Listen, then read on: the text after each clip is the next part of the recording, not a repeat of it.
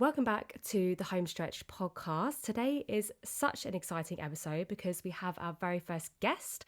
We have Dan Bates here. So Dan is a mortgage advisor and he has helped tons of first-time buyers get the keys to their first home. So if you're feeling a little bit confused about mortgages or you don't really know where to start, then this is definitely the episode for you.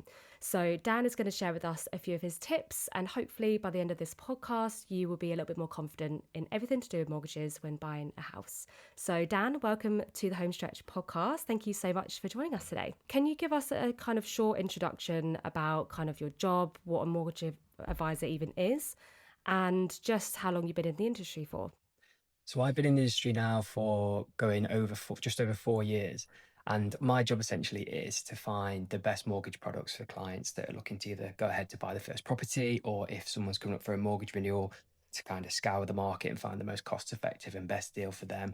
And I suppose ultimately just save clients as much money as they can and bring an understanding to what a mortgage actually is. So for first time buyers, it can be a really confusing process going through the home buying journey. So we've made it our mission at the company to kind of simplify and explain that process as much as we can, as opposed to just kind of get a client a mortgage and leave them to it. So that's what we aim to do, is to kind of simplify the process. Yeah, I love that. I feel like any first time buyer, especially me when I was going through it for the first time, it's just so confusing because, you've never even spoken to a mortgage advisor before and now you're buying a house. It's a massive thing. So in terms of your kind of day-to-day activities, kind of what you do in your role, what kind of stuff do you get up to in your everyday life?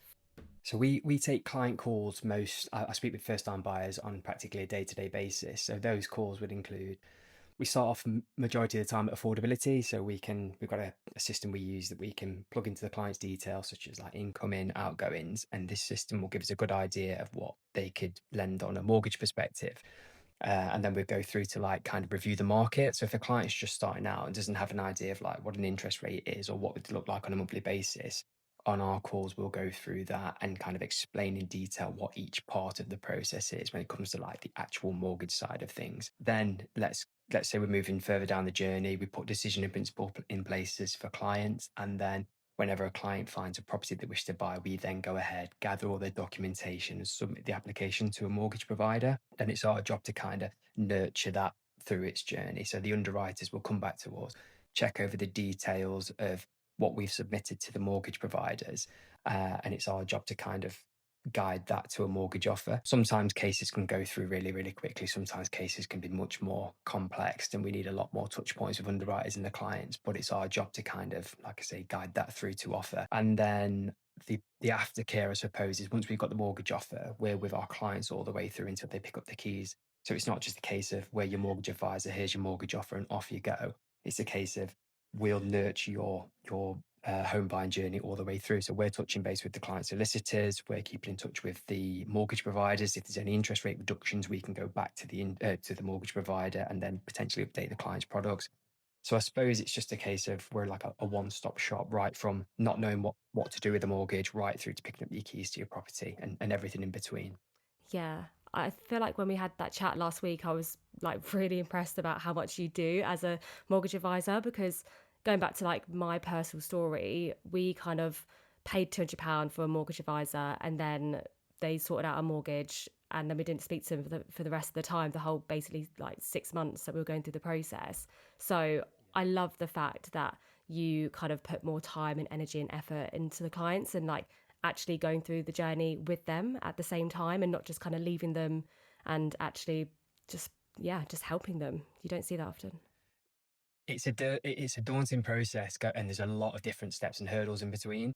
So like, I like to think that we can be like a one-stop shop, as opposed to like running to solicitors, running to estate agents, running to the mortgage advisor. I'm like, just come to us, ask us what the questions. We might know the answer within one phone call, so you don't have to kind of ring round everyone. But if not, we'll go out and find the answer for you as well. So I find it's really, really helpful. Because some people, you want someone who's approachable when you're going through this process, and some solicitors are great, don't get me wrong, but some solicitors are very hands off. It's a case of you might spend 40 minutes in a queue waiting to get answered by a call you pick up by an admin and then get told, we'll get back to you. We just don't want to act like that. We want to be the point of call for our clients, so they've got somewhere they can go to and they know they can trust their advice. Yeah, I think that's amazing because you don't, I mean, me personally, I've not heard that at all. So I think that just gives people a bit more comfort in knowing that they don't have to chase down like estate agents and solicitors like every other day. So yeah, I think Yeah. that's a great point. So can you share with us your biggest myth for first time buyers might believe about mortgages? I think I think at the moment the main myths not necessarily around mortgages as such. Well, yeah, let's start with mortgages. I think sometimes people perceive mortgage advisors to be like the gatekeeper, the gatekeeper between them and the lending, and that's not the case. Essentially, mortgage providers get paid when the case completes. So it's like it's in our best interest to, as ethically as we can, get your mortgage over the line.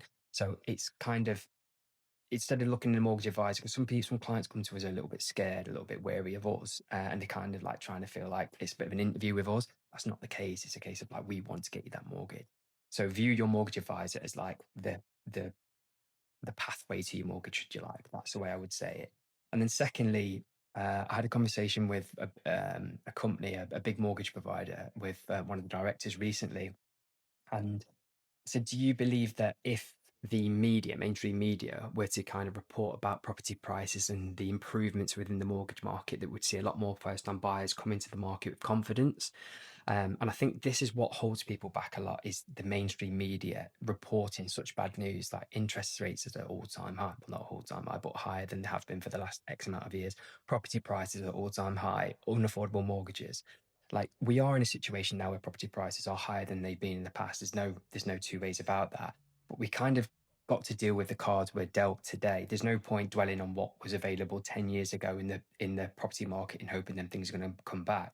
It's same for people that are trying to move house as well. We've just had a little one and we're considering moving property. So we're in the same situation when I say this. It's not just first time buyers. We're going to look to get a property that's a bigger and more expensive one. We're going to have to pay more money. It's a natural thing. There's no point dwelling in the past.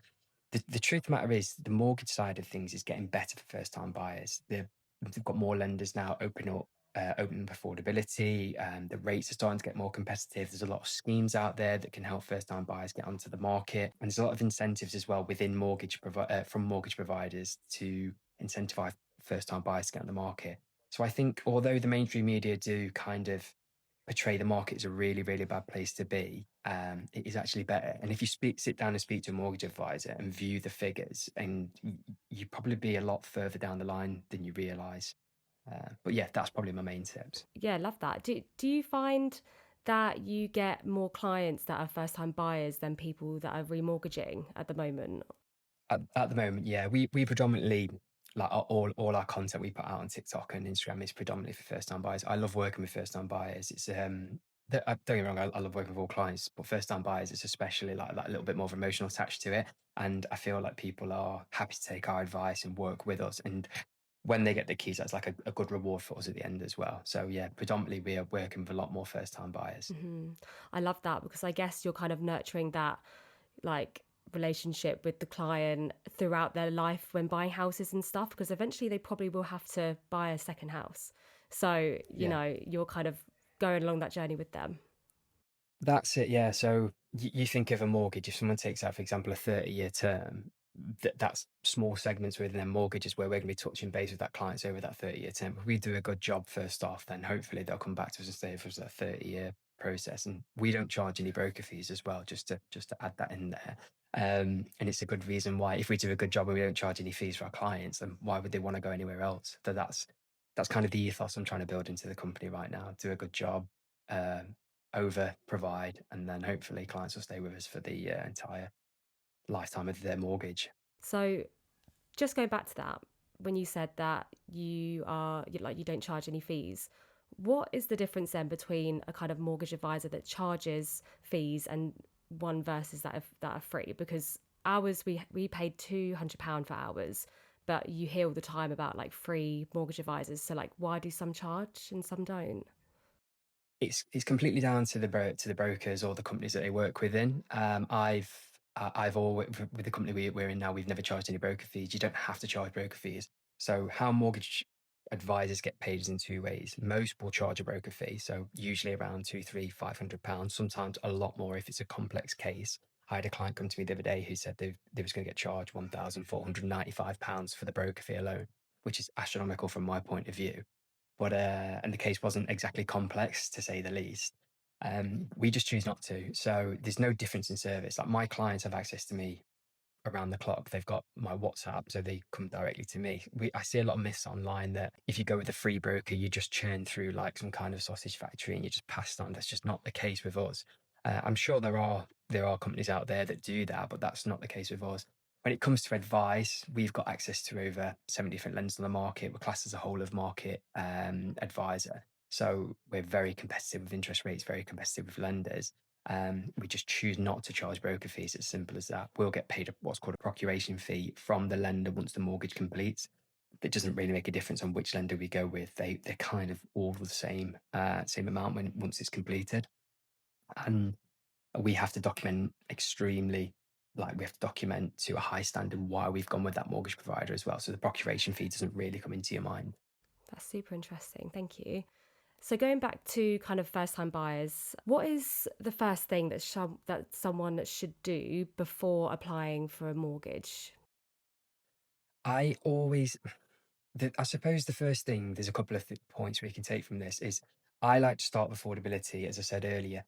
We've come across more clients, believe it or not, underestimate what they could possibly achieve on a mortgage when it comes to the affordability, and they kind of downplay what they could achieve from like buying a house perspective. So I think starting at affordability before you even start looking at properties gives you a good idea of what properties you can potentially get out there. Some clients, for example, might be looking at properties at 180, but they see properties at 230 that they absolutely love, but they don't think it's within their remit. So I think if you get a good idea of what you first of all could achieve on affordability and then review the market, see what that looks like on a monthly basis, that's a great place to start. The Prior to that, I think getting your documents in order. So things like your bank statements. When we put an application in for clients, we request 3 months worth of bank statements. So, and a lot of lenders will request 3 months worth of bank statements as well. So on them bank statements is there's things like gambling transactions or huge amounts of money coming in and out, or you're in your overdraft constantly to a high amount. These are things that underwriters can pick up on and could potentially decline the case for. So if you've got your bank statements in a neat and tidy order 3 months, 4 months prior to coming into application, that puts you in a position where you don't have to explain yourself to an underwriter. So that they're probably the main two ones. Get your documentation in order and yeah, check affordability first of all. Yeah, that makes so much sense. I feel like we did that quite early on as well because you don't want to start viewing houses that are way out of your budget and you just not know about it until you understand how much you can borrow. And I feel like as well, it's not you have to kind of look at it as a whole, I guess, because it's not just what you'd be paying back in your mortgage now. Because if you do like a 2-year fixed term mortgage and it goes up in like interest rates, you have to kind of factor that in later down the line too, not just what you can afford there and then. Do you do that with your clients as well? Like future stuff? Yeah. So the, one thing I would say, just be careful. If anyone tries to convince you, if you're looking at the market and you're thinking that a 5-year fix may be maybe beneficial to you, but someone tries to convince you otherwise because they tell you the market is definitely going to be better in 2 years' time, just take that with a pinch of salt because nobody knows which way the mortgage market's going to go.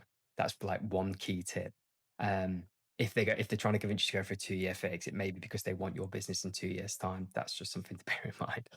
But yeah, you've got to factor in affordability when it comes to the future. That's definitely something you have to look at. The market can swing as well. We saw it in 2021, 2021 when the market interest rates just went from your average interest rate was around 1.2, 1.3, and overnight they went to threes, fours, fives, in some cases up to sixes. When they swung that high, that's when we're starting to have difficult conversation with clients where you're thinking that they've taken on this mortgage where they push themselves to the extremes of the affordability at 1% and 2%. And then when it swings up to three, four, and five, that's when it really did increase to a point where they're thinking, can we stay in this property or not? So yeah, make sure you're looking and factoring in what potentially could happen to the future market. Did that answer that question? I don't know if yeah, is that Perfectly. all right? Yeah. Perfectly. Thank you. So, in terms of like going back to finances and kind of being a first time buyer, how much do you think someone really needs for a deposit in 2025? So now there are more 0% mortgages coming to market. They come with anything of 0%. Any higher risk element to a bank is going to come with its it's like catches. So that's something, if you are considering taking on a 0% mortgage, all I would say is do your due diligence and make sure you understand the product you're taking on. Really read into it. For example, there's a product come to market and there is a space in the market for this. I'm not saying there isn't a space for this, there is a space for this, but it's a 10-year fixed interest rate with high early repayment charges. The interest rates aren't too terrible to be honest. They're pretty competitive for the product that it is. But if, for example, you're 3 years into this 10-year product and you break up in a relationship and you decide to sell this property, the early repayment charges could be really, really expensive, and it could even put you into negative equity. So that's something. If that was that's something I would kind of proceed with caution if you're going to do it. I've never submitted a 0% deposit mortgage. It's just the clients have never fit the criteria, or they've just not felt right. So I've never done one. Not again, there is a place in the market for them, but it's not something that I kind of like push for, incentivize, or anything like that. You have got 5% deposits as well. So 5% puts you into that much better position in my eyes compared to a 0%. The bank's got a little bit of equity, so you've got a little bit of equity in the property, which means you're not as likely to drop into negative equity. Your interest rates should be a little bit more cost effective, and then as well, you can go for a 2-year fix or a 3-year, 5-year, depending.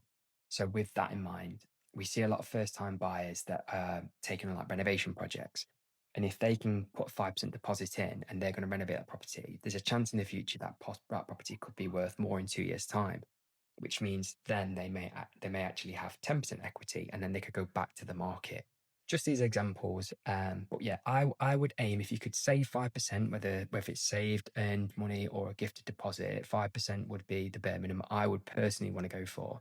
But it's another scenario where you can sit down with the mortgage advisor as well. If you've got more money, so you've got a 10%, 15% you could stretch to, you could always sit and review the figures of how putting a larger deposit affects the interest rates available and the monthly payments. Yeah, when it comes to deposit, I would aim for a minimum of 5. Yeah, I think we did 10% at the end of it, but I didn't realize you could do 0%. Didn't know that was a thing. That sounds scary. Yeah, there's two mortgage providers off the top of my head. One of them's fairly new. The product's fairly new. Like I said, from what I've read and researched, it was a 10-year fix with, like I say, the interest rates are okay. Another one is with Skipton Building Society. That one's been around for quite some time. That one has. Again, I've never submitted one. I'll be honest, but there is a place for them, but I've just never submitted one. Wow, so interesting. Learning so much today. I love it. So, going into kind of common mistakes now, what would you say are the top three mistakes that you kind of see first time buyers make? I think going back to like the top tips, it would be planning. It would be planning in advance. Get your documentation in order. That's probably the best tip. If that documentation's in order and you've reviewed your credit file as well, I'll wrap that into that kind of one. Review your credit file as well in advance. Sometimes we come across clients that haven't reviewed the credit file before they come in. Some have got CCJs on there they didn't know because they've got like a parking ticket that's gone to a different address, or they've missed payments on a credit card. If you review them in a good amount of time prior to your application, you've got time to pivot and make a plan going forward. And if there is something on there, you can always speak to an advisor to say, right, how do I proceed forward with this? I suppose second, and this is a little bit later down the line. So once you've got your mortgage offer, keep reviewing the mortgage market. So at the moment, the mortgage market's it's stabilizing slightly, but it has been fluctuating over the past, I'd say, 2 years now. And interest rates are constantly up and down. If your offer's accepted and you've got, for example, a 4.5 interest rate locked in and you're with Bank A may reduce their interest rates in 2 months' time and you haven't completed on your mortgage. You can go back to that mortgage provider and potentially update your mortgage to a lower interest rate. We've done this with clients, and I think the most we've saved one of our clients was something like £5,500 on the mortgage, just purely on interest by clicking a couple of buttons. There are things to watch out for, like don't mess about with your credit rating when you're going through a mortgage application. But other than that, it's usually a pretty easy process to update you to a lower interest rate. As long as you understand your reading through your illustration that gets sent across.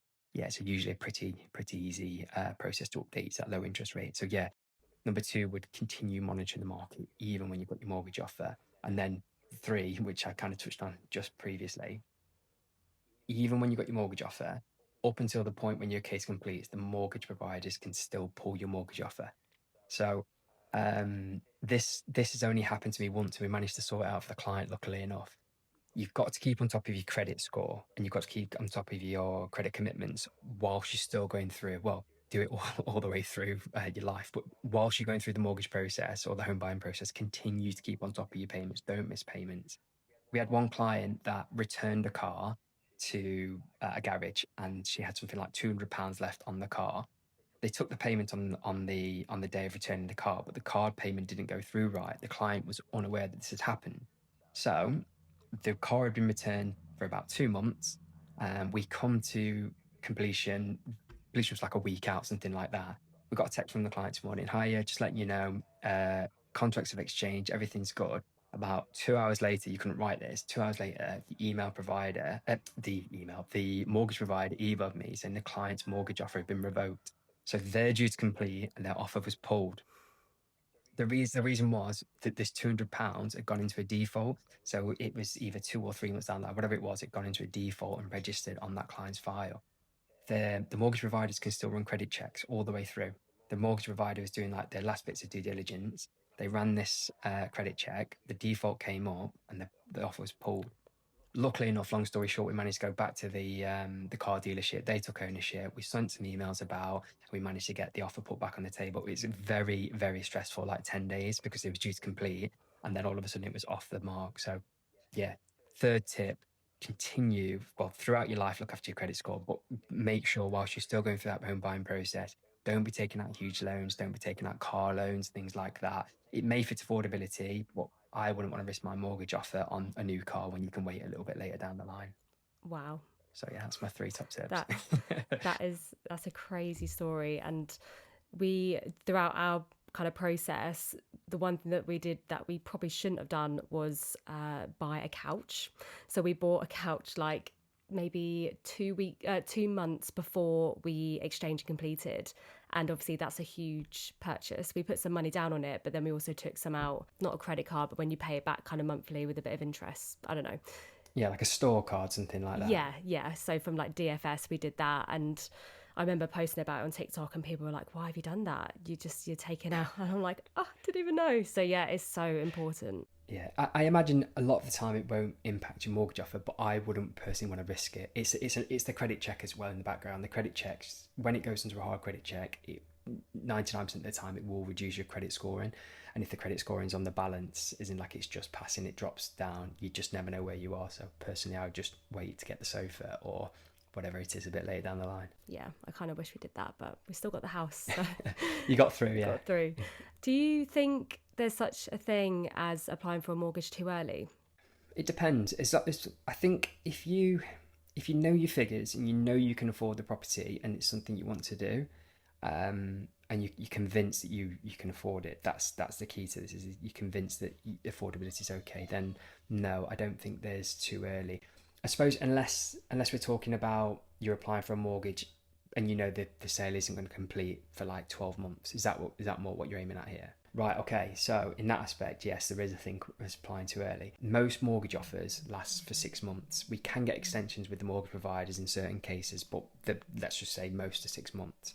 Some clients do go over that 6-month period. So sometimes if a property's on like rebate where it has to go through a lot more legal proceedings, that can take a little bit longer.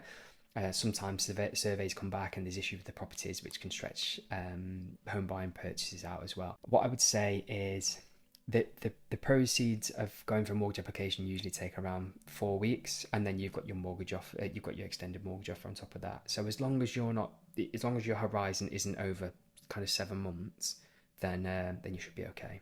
In terms of our personal experience, we had a lowered interest rate throughout the process. Every time that happened, like, correct me if I'm wrong, but it kind of extended our mortgage offer for longer.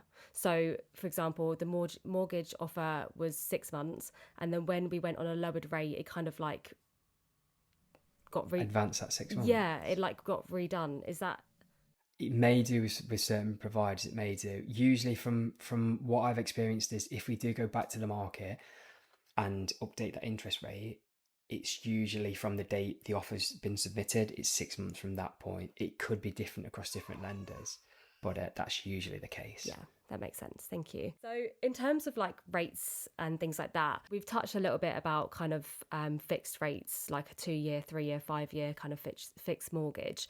Can you explain a little bit about what a fixed kind of mortgage is and a variable kind of rate, what the differences are between them? Yeah. So if we focus on fixed rates first, what will say we're taking out a 2-year fixed interest rate. That means that the interest rate you lock in, we'll call it 4.5%, will be locked in for a certain amount of time. So a 2-year fix essentially is locking in interest rate for a set period of time around 2 years. So just because it says a 2-year fix, just double check your illustration or your mortgage offer, because sometimes the 2-year fixes can be slightly over or slightly under a 24-month period. But what that means is your interest rate of, call it 4.5, is locked in for that 2-year period. And if the market fluctuates in the background, if interest rates go up or interest rates go down, it doesn't impact your mortgage offer. Then what happens is after that 2-year period, if you didn't go back to the market and update your product to a new one, you'd go into the standard variable rate of the lender, which is usually a lot higher. So say you've got 4.5 locked in, after that 2-year period, if you don't do anything, the mortgage interest rate will probably go to around 7% currently. So there's a big steep jump. So what we do as like your mortgage advisors, we'll touch base 6 months in advance. So we're a little bit later down the line now from like the home buying process, but 6 months out from your current mortgage ending, we'll touch base and say you've got 6 months left. Let's review the market and let's start an application for either a remortgage or a product switch with your current lender. So there's two different parts to that. That might be a different podcast later down the line, the remortgage process. But yeah, so a fixed mortgage essentially is the interest rate and the monthly payment will be locked in for a period of time, be it 2-year, 3-year, 5-year. As I said, read your mortgage offer and just double check when the end date is, because they can be slightly higher, slightly lower than a 2, 3, or 5-year. A variable rate mortgage can fluctuate on your monthly payments depending on what index it's linked to. So the Bank of England base rate, for example, if you're on a tracker mortgage and the Bank of England committee decide to increase the Bank of England base rate by 0.25%, your mortgage will increase by 0.25%. Your monthly payment will increase by whatever that figure would be. Same on the flip side, if the Bank of England base rate decided to reduce the interest rate, your mortgage would reduce in the same index of what they've reduced it to. So variable rate mortgages. Some clients are happy to go for a variable rate if they've got a feeling that market's going to go one or two ways. I think you just need to know that if you're on a variable rate mortgage, you need to have kind of a buffer in the background to pay for the extra in case things are to increase and it goes above what you're currently paying. But yeah, that should hopefully clear up what a fixed and what a variable rate is. Yeah, absolutely. Thank you. Yeah, so we're currently on a 2-year fixed rate, and I don't know how people can do variable. I wouldn't be able to sleep at night. I couldn't do it. Couldn't do it. Yeah. Well, going back to like 2021, this is the thing that happened. So I can't remember what the Bank of England base rate was then, 0.5, something like that, depending on what period of time it was. And the Bank of England base rate I think it's something like 13 times consecutively went up and up. So people were paying one payment 1 month, and then a year down the line, their mortgage payments had probably, I don't know, gone up by 20, 30, 40%, something like that. Huge increases. That is wild. Yeah. Those poor people. Yeah. Amazing. So how do mortgage advisors actually get paid? So there's two ways that the majority of mortgage advisors get paid. One is, as we touched on earlier, broker fee. So this can be an average £300 to £400, depending on the complexity of the case. Sometimes if the client's credit file is in a bad position, they can take a lot more work. So mortgage advisors can charge higher amounts of broker fees for those cases. We don't charge anything at our company, so that's a nice saving right there. And as we've touched on already, we do a good level of service. The second and the most obvious way that mortgage advisors get paid is through what's called a procuration fee. And this is paid from the mortgage provider that we place your case with. So if you looked at an illustration or a mortgage offer, on the second part of that, it will give you a breakdown of what that mortgage advisor will get paid from that lender when they've done the case. That's the two ways that most mortgage advisors get paid. Interesting. So I guess if someone has like a lot of delays in their house buying process, it could be quite a while that you wait to kind of get paid, I guess. If someone's taken 6.5 months like we did, you're not getting paid anything until that sale goes through. That's it. Yeah. Wow. We've had I worked with a client that was going through with that, to be honest, they changed properties twice. It wasn't their fault, but we was working with this client for 2 years before we got paid from them. The same level of service all the way through. It's not like we just decided to like give them bad level of service. The property they were buying was going through rebates, so that was, yeah, it made the case a lot more complicated. But yeah, we don't get paid until the case completes. Wow, super interesting. It's so different each time. You hear people move in 6 weeks and people move in 12 months. It's Yeah, crazy. yeah. So, in terms of kind of people's circumstances, then, what advice would you give someone who's maybe got low credit score or has inconsistent income or is maybe self employed, kind of those different circumstances? Because it's different for people that are in full time work, right? It's quite easy for a mortgage lender to be like, yep, you're getting this amount every month. But it's a bit different to other people with kind of inconsistent income and things like that.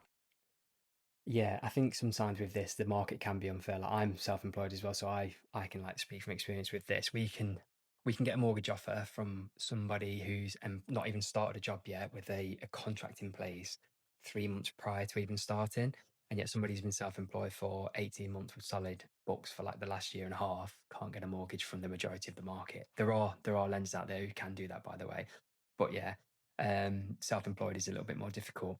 The best advice would be reach out to a broker. Just know if you before you do reach out, understand what the cost implications are to reaching out. You don't want to reach out and get told you're going to be charged £500, and then when you charge that, there's no way getting a mortgage. Just kind of do your due diligence beforehand. But this is where mortgage advisors come in. It's our job to understand the criteria of each lender. It's our job to go away and research and find if there is a mortgage provider for you.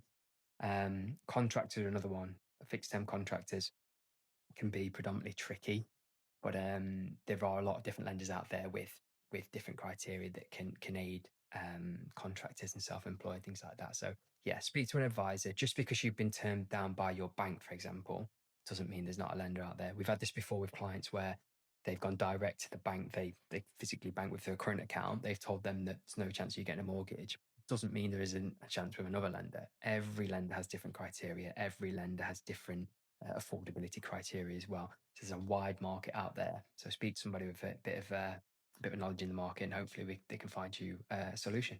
Amazing. Yeah, I guess there's just so many lenders out there that there's got to be like bound to be one that can help that specific person for sure. So, in terms of kind of the market at the moment, then, do you feel like can you see the interest rates generally going up or going down in the UK? What can you see in the market right now?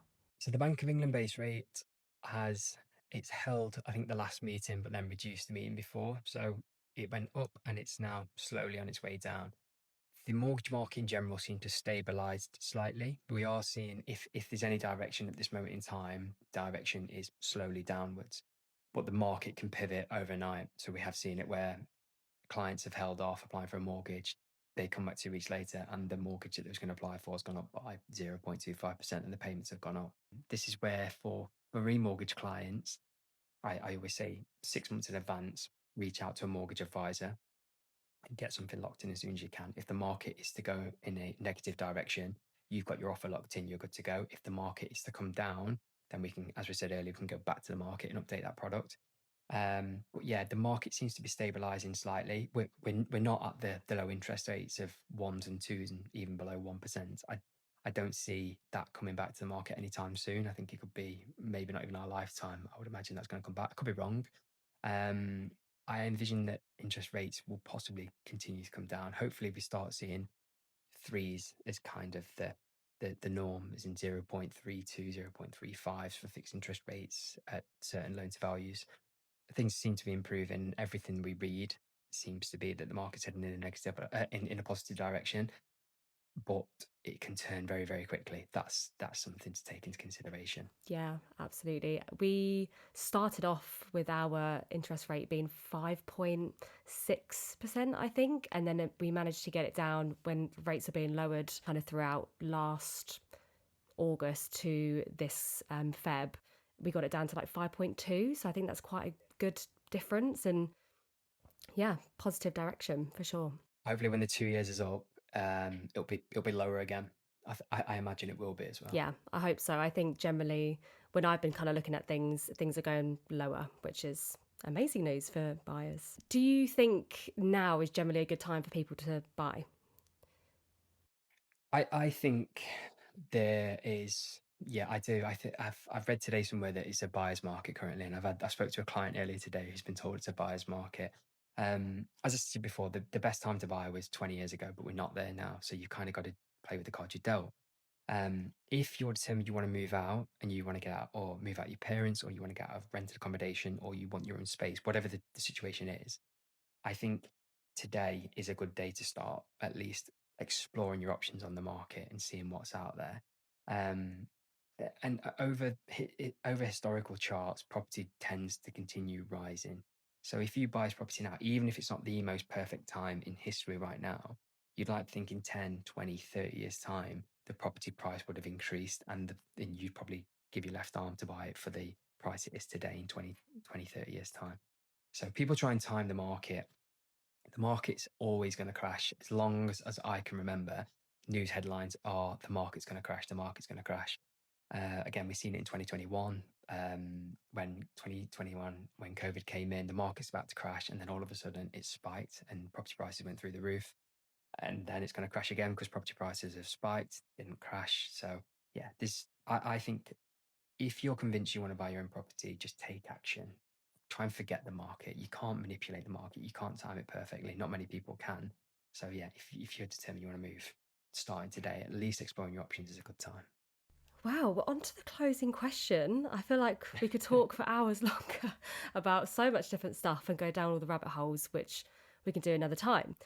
But a closing question that I want to ask all my guests that come on the podcast is if you could go back in time and give your younger self advice when buying your first home, what would you say?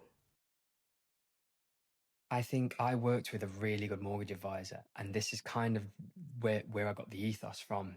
I used my mortgage advisor back then. I bought my first property at 21, and I just used her as a point of call. The advice I would give myself is probably monitor the market. I didn't know that then. I can't remember the interest rate I was on. I tried to dig out my papers the other week, actually, just out of curiosity, and try and use them for a bit of content as well. But I couldn't find them anywhere. But yeah, monitor the market even after you've got your mortgage offer. Do a survey on the property. If you're buying an older property, do a survey. Um, Other points of advice, just lean into your mortgage advisor. I suppose that's what I if I was speaking to someone now who was 21 trying to buy a property, I'd be like, just lean into my advice. I'll look after you all the way through the process. So I suppose that would be it. Amazing. Thank you so much for your time today, Dan. So much interesting things. I feel like I've learned so much. And I'm like, when we remortgage in like about a year, maybe a year and a half now, I feel like I'm more equipped to know what to kind of do when Yeah. I go back to my mortgage advisor. So thank you so much. Is there anything that my viewers can do to kind of support you, maybe about social media or how do they find you? Yeah, so I'm sure you'll drop the links into the comments below, but yeah, TikTok is what's really kicking off for us right now. We're doing well on TikTok, Instagram not so much, but nevertheless, if you want to find me on Instagram or TikTok, and then I'll leave my email address as well. Feel free to contact me with any questions at any point. Nothing's too difficult, and if you want to jump on a call at any point, yeah, we're here to help. Love to help you buy your first property. Amazing. Thank you so much for your time today, Dan. And I'll speak to you soon. No worries at all. Thanks a lot. Thanks for having me. Take Thank care. you.